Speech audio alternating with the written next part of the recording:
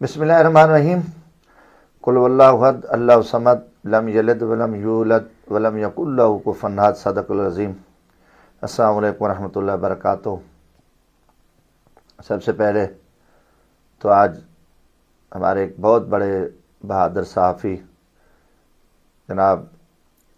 ارشد شریف شہید کا جنازہ ہو گیا ہے اور وہ قبر میں سو گیا ہے۔ پوری پاکستانی قوم غمزدہ ہے، بچہ بوڑھا نوجوان، ہماری مائیں بہنیں، ہر طبقہ، مزدور، کسان، تاجر،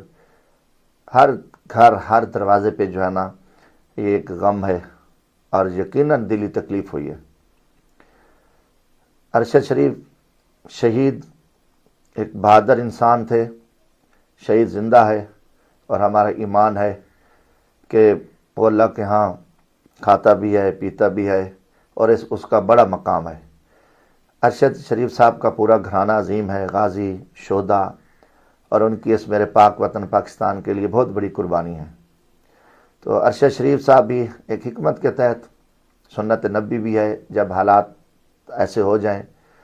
تو انسان جو ہے نا وقت کے ساتھ ساتھ اگر وہ ہجرت کر جائے اور تو وہ بھی ایک بڑی کامیابی اور بہتری ہے، کیونکہ میرے نبی آخر الزماں حضرت محمد صلی اللہ علیہ وسلم نے بھی مکہ سے مدینہ ہجرت کی اللہ کے حکم پہ، اور ایک حکمت تھی، تو وہ ہجرت کر گئے، مگر جہاں انسان کا وقت لکھا ہوتا ہے تو انسان کے وہاں موت آتی ہے۔ گزارش ہے کہ اب آج ہمارے دو معزز جرنیل صاحبان D G I S P R اور D G I S I نے مشترکہ پریس کانفرنس کی اور اپنی جو ماضی کی غلطیاں تھیں ان کو بھی تسلیم کیا اور آئندہ کے لیے سیاست سے توبہ کر لی کہ ہم نے ایک متفقہ فیصلہ کیا ہے کہ ہم سیاست نہیں کریں گے۔ یقیناً ایوب خان صاحب نے بھی توبہ کر لی تھی، یحییٰ خان نے بھی توبہ کی، پھر جنرل ضیاء الحق کی بھی توبہ تھی، اور پھر مشرف صاحب نے بھی توبہ کر لی تھی، مگر وہ ڈائریکٹ آئے تھے اور جنرل قمر جاوید باجوہ صاحب انڈائریکٹ آئے، مگر پوری پاکستانی قوم کو پتہ ہے کہ وہ اصل حکمران وہی تھے۔ گزارش ہے کہ ایک ہم واضح کر دیں، بارہا ہمارے معزز جرنیل وضاحت کرتے ہیں، D G I S P R بھی وضاحت کرتے ہیں، صفائیاں دیتے ہیں، میں بھی ایک وضاحت کر رہا ہوں کہ افواج پاکستان ہماری دنیا کی ایک بہادر فوج ہے، ہمیں فخر ہے، ہم ایک اسلامی ایٹمی طاقت ہیں، اور ہمارے دشمن کی کو جرت بھی نہیں ہے کہ پاکستان کی طرف میلی آنکھ دیکھ سکے۔ افواج پاکستان کے ساتھ 22 کروڑ عوام کھڑی ہے، ہمیں اپنے شہداء پہ فخر ہے، ہمیں اپنے جوانوں پہ فخر ہے جو سرحدوں کے محافظ ہیں، میرے وطن کو قربانیاں دینے کے لیے تیار کھڑے ہیں، اور اس پہ کوئی اور بات ہی نہیں ہے۔ جب آپ بار بار وضاحت کرتے ہو فوج کو تو بات ہی نہیں ہے، بات اس جنرل کی ہے، جیسے جنرل قمر جاوید باجوہ صاحب کی جنہوں نے آ کے سیاست کی، اور یہ چیز آپ بھی کلیئر کرتے جاتے۔ جب آپ نے یہاں سیاسی گفتگو کیا ہے تو آپ واضح کرتے کہ جنرل قمر جاوید باجوہ صاحب نے لندن میں جا کے نواز شریف سے معافی بھی مانگی اور اپنی غلطیوں کا بھی وہاں بھی ازالہ کیا، اور ان کے ساتھ بیٹھے بھی تھے کہ جی ہم سے یہ ہو گیا اور وہ ہو گیا۔ دوسری طرف جنرل قمر جاوید باجوہ صاحب کہ آج آپ بھی یہ بھی معافی مانگ لیتے ان کی طرف سے کہ ہم نے عمران خان کے ساتھ بھی زیادتی کی، کہ رات کی طریقے میں جنرل قمر جاوید باجوہ صاحب نے چیف جسٹس سپریم کورٹ آپ پاکستان کو ان کو ہائی جیک کر کے رات کی طریقے میں عمران خان کی حکومت کو ختم کر کے، جو پاکستان کے چور تھے، جو غدار تھے، جو میری افواج کے دشمن تھے، جو مودی کے یار تھے، جو پاکستان کے اربوں ڈالر لوٹ کر میرے وطن کو دیوالیہ کر دیا، مقروض کر دیا، مہنگائی میں پھنسا دیا اور پاکستان کو ہر طرح سے اندھیرے میں ڈال دیا، وہ نواز شریف، وہ زرداری، وہ شہباز، وہ مریم، کہ جنہوں نے میرے شہداء کہ یہ میری فوج کے جو اہم راز تھے مودی کو دیے، امریکن کو دیے، اور جنہوں نے افواج پاکستان کے خلاف ایک شرمناک زہیل زہر اگلی، اور اس نواز شریف نے لندن میں بیٹھ کے جنرل قمر جاوید باجوہ صاحب اور ڈی جی آئی ایس آئی کے بارے میں، افواج پاکستان کے بارے میں کیا کچھ نہیں اگلا، کہ کتنی زہر اگلی، اور ان کی پوری ٹیم نے جو ہے نا وہ بدماشی کی۔ تو کم از کم آج یہ بھی بتا دیتے کہ ہم نے ان غداروں کو بھی سپورٹ کر کے قوم پہ مسلط کیا، اور ہم عمران خان سے بھی معافی مانگتے ہیں کہ ہم نے اس کی منتخب حکومت کے خلاف سازش کر کے اور اس کو فارغ کیا۔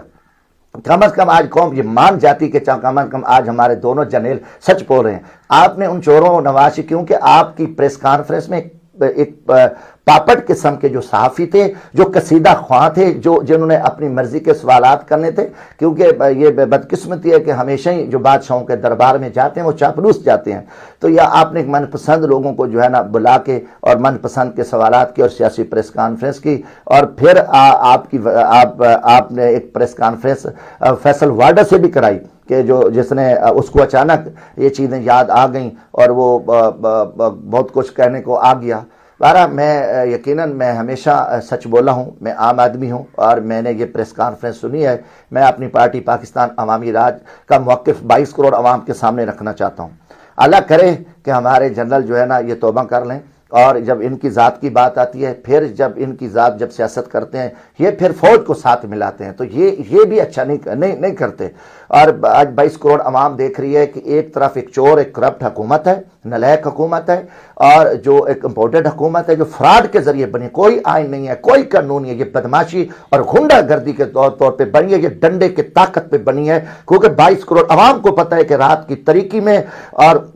جو سپریم کورٹ کے ججز کو 12-1 بجے کس نے بٹھایا، وہ ہمارے جنرل قمر جاوید باجوہ صاحب کا حکم چلا اور یہ سارا کچھ ہوا۔ اور اللہ کرے کہ آگے یہ عمل کریں، اور اس ملک میں فری اور فوری الیکشن کی ضرورت ہے۔ یہ حکومت اس ٹائم نہیں ہے، یہ حکومت چل نہیں سکتی۔ اس ٹائم بھی جو نواز شہباز کی امپورٹنٹ حکومت ہے وہ جنرل قمر جاوید باجوہ صاحب کی سپورٹ پہ ہے۔ اگر آپ کی سپورٹ نہ ہوتی تو یہ 30 سیکنڈ میں بھی یہ چور حکومت نہیں بیٹھ سکتی۔ یہ چند چوروں کا، چند لٹیروں کا، چند بد کرداروں کا، چند منافقوں کا ایک ٹولہ ہے، جن کو جنرل قمر جاوید باجوہ سامنے متحد کر کے ان کو بٹھایا، جو ماضی میں ایک دوسرے کو ننگی گالیاں، کرپٹ، چور، دشمن، بد کردار اور جو کچھ ایک دوسرے کو حرامی کہتے تھے، اور کیا کچھ ان کے کردار پوری قوم کے سامنے، ان کی سیاہکاریاں، بدکاریاں، زرداری کی سیاہکاریاں، ملک دشمنیاں، نواز شریف کی بدکاریاں اور مریم نواز کی سیاہکاریاں، پوری قوم کے ان کے کردار کا بھی پتہ ہے، یہ کیا کچھ کرتے رہے، کیا کچھ کہتے رہے۔ یہ آج اگر یہ پی ڈی ایم میں